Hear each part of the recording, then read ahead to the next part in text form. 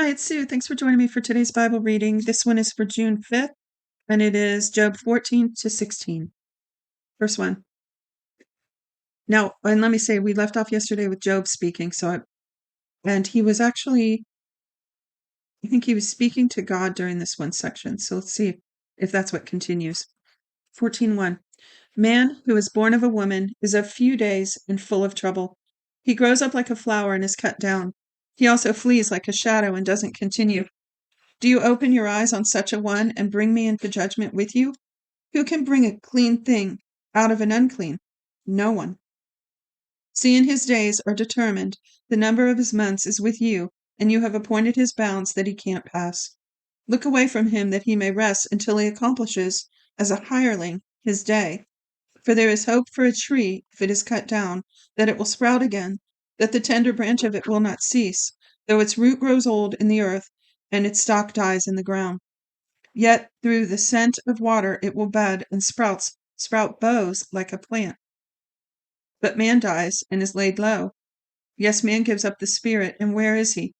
As the waters fail from the sea, and the river wastes and dries up, so man lies down and doesn't rise. Until the heavens are no more, they will not awake, nor be roused out of their sleep. Oh, that you would hide me in Sheol, that's the place of the dead, that you would keep me secret until your wrath is past, that you would appoint me a set time and remember me. If a man dies, will he live again? I would wait all the days of my warfare until my release should come.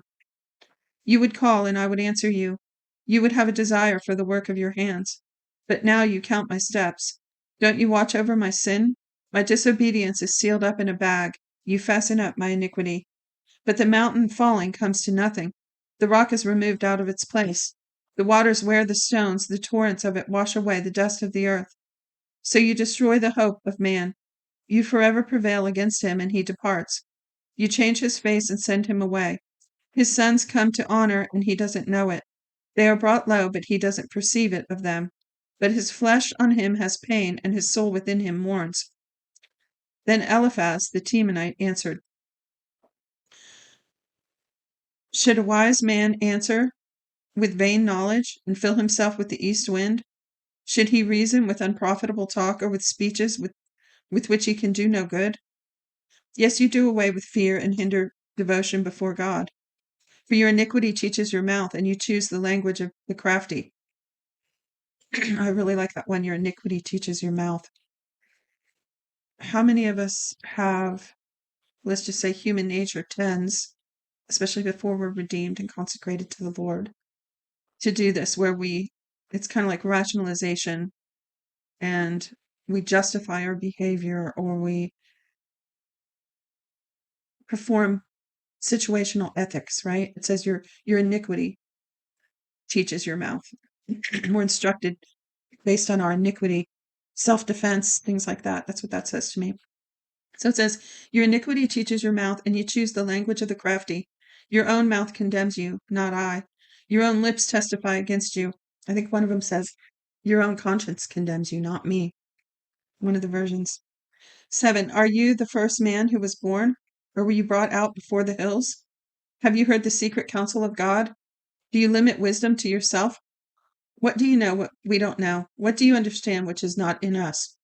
With us are both the gray-headed and the very aged men, much older than your father. Are the consolations of God too small for you, even the word that is gentle toward you?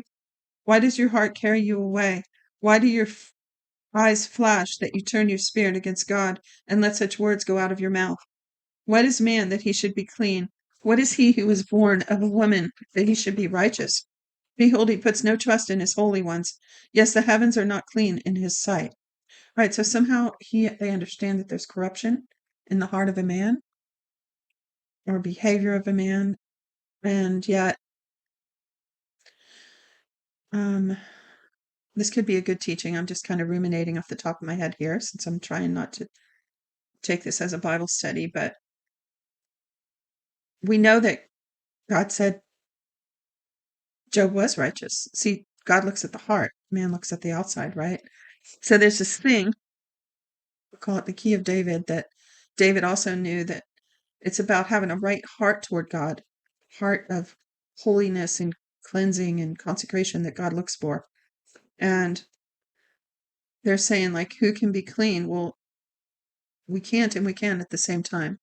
We admit that we can't be clean and we are unrighteous, and yet heart toward God and toward righteousness has a cleansing effect on us, because that's what God wants. That's what he wants from us, a contrite heart. So that's what that's saying to me. He said, behold, he puts no trust in his holy ones. Yes, the heavens are not clean in his sight. How much less one who is abominable and corrupt, a man who drinks iniquity like water.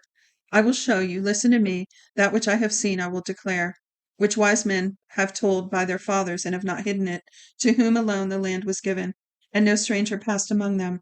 The wicked man writhes in pain all his days, even the number of years that are laid up for the oppressor. A sound of terrors is in his ears. In prosperity, the destroyer will come on him. He doesn't believe that he will return out of darkness. He is waited for by the sword. He wanders around, he wanders abroad for bread, saying, where is it? He knows that the day of darkness is ready at hand. Distress and anguish make him afraid. They prevail against him as a king ready for battle, because he has stretched out his hand against God and behaves himself proudly against the Almighty. He runs at him with the stiff neck, with the thick shields of his bucklers, because he has covered his face with his fatness and gathered fat on his thighs. He has lived in desolate cities and houses which no one inhabited, which were ready to become heaps. He will not be rich, neither will his substance continue, neither will their possessions be extended on earth. He will not depart out of darkness. The flame will dry up his branches. He will go away by the breath of God's mouth. Excuse me, please. He will go by the way of the breath of God's mouth. Let him not trust in emptiness, deceiving himself, for emptiness will be his reward. It will be accomplished before his time. His branch will not be green.